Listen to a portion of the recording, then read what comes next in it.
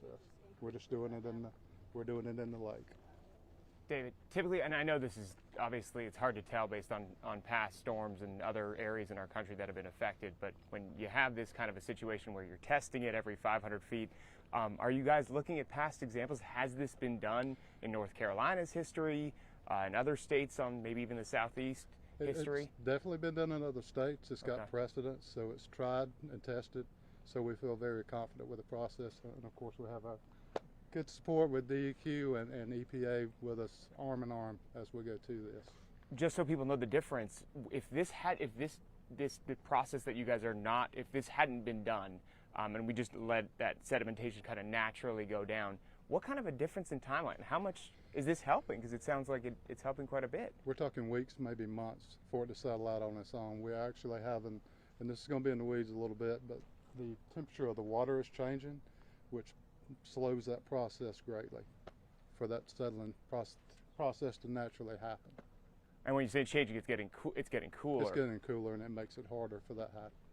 Okay. A question for Administrator Regan, if you don't mind. Greg with Mountain Express in Asheville. Yeah.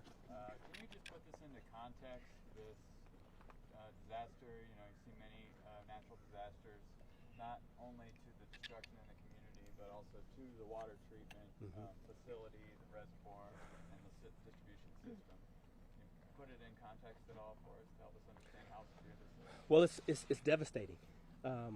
As we look at storms all across the southeast in the country, we are seeing different intensities from different storms just destroy our infrastructure. One of the reasons that President Biden fought so hard with a bipartisan group of congressional representatives for the bipartisan infrastructure law is we knew these storms had the potential to come, and we knew that these facilities don't have adequate infrastructure to protect themselves from the intensity.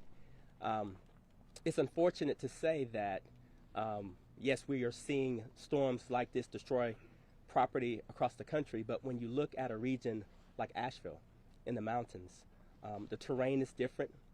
I think that most of us don't expect to see biblical-like floods hit the infrastructure the way we've seen it.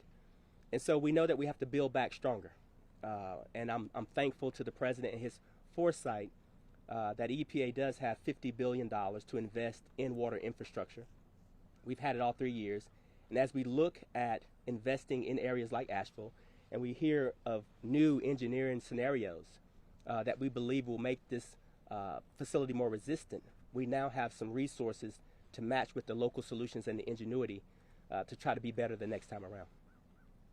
I wonder if, speaking particularly, we've won some awards for this new spillway and the dam design here in recent years, and I haven't really heard it put into context on how much that helped and saved our infrastructure as it is, but I just wonder if you could speak directly about the infrastructure, about this particular design, if there's anything that, put that into perspective on how important was this design in helping in this particular instance. Well, the design was extremely important.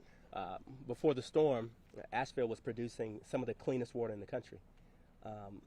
Much cleaner than EPA regulations require.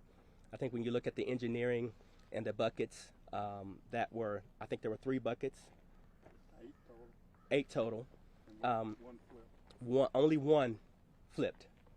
So you can imagine if that design wasn't in place and you had 8 to trip instead of 1, how much damage you would have seen downstream of this dam. I mean, absolutely, the engineering matters. It matters that you have a thoughtful group of leaders like in Asheville that understand climate change is real. We're going to see more intense storms.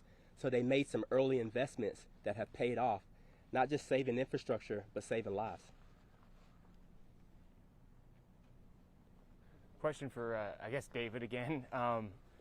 And I know I've gotten in trouble in the past for asking about timelines, or even a timeline of when you might have a timeline, so I'm not going to ask that.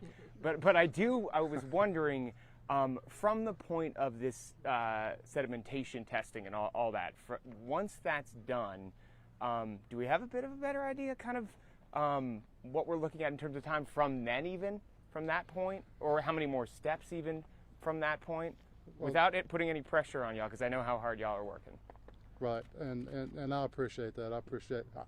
I would like to have a timeline too, to be honest with you. But just to give you a little heads up of what's going to come out tomorrow, this is our main hub, right? This provides about 70% of the water to our customers and our communities. So we have to start here and work our way out in concentric circles and in steps. So we'll do step 1, step 2, step 3, and each step we'll have to pause, make sure everything in that step is good, because we know we're going to have leaks. I mean, it's obvious when you see the devastation. So we've got to clean up each step and make sure that step is whole before we can move to the next step. Okay. So it'll be very methodical, very intentional, the way we step through it, but it's going to take time. Okay. I have a question for, I think EPA Administrator Michael Regan. We know a lot of folks who are both relying on wells and who are digging their own, now digging their own wells, wild to witness. I'm wondering, what are the resources available for private well testing, because we know not all of these wells are equal in terms of water quality?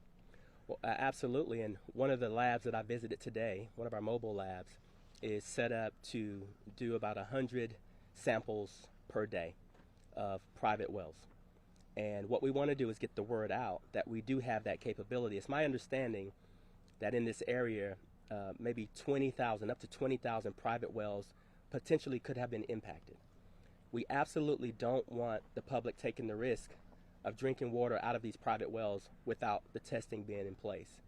And so we are asking, and we're working together, FEMA, our local and state health departments, EPA.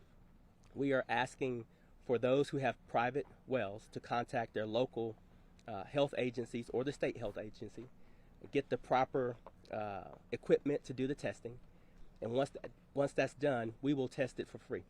The turnaround is about 48 hours, so it doesn't take a long time, but I think that this is very critical because we want people to have confidence in their drinking water, and if we test that water and if it's safe, then we don't have another health issue on our hands.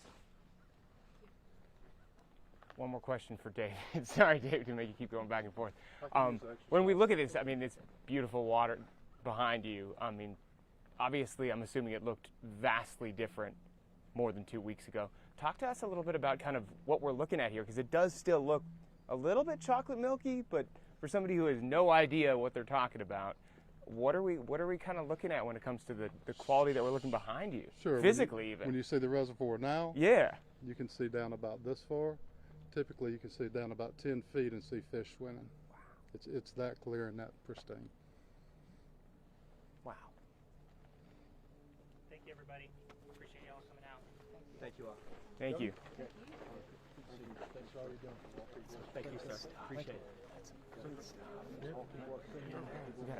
I'm more excited about this package too. Hey. Well, we're shooting at it full. Is that good? That's good. Well, yeah, Starlight. Because I was on 500 kilobytes, and I was like, hey. What do you need to send out? At least 3.5? I feel like he Two once told and me. a half. Yeah.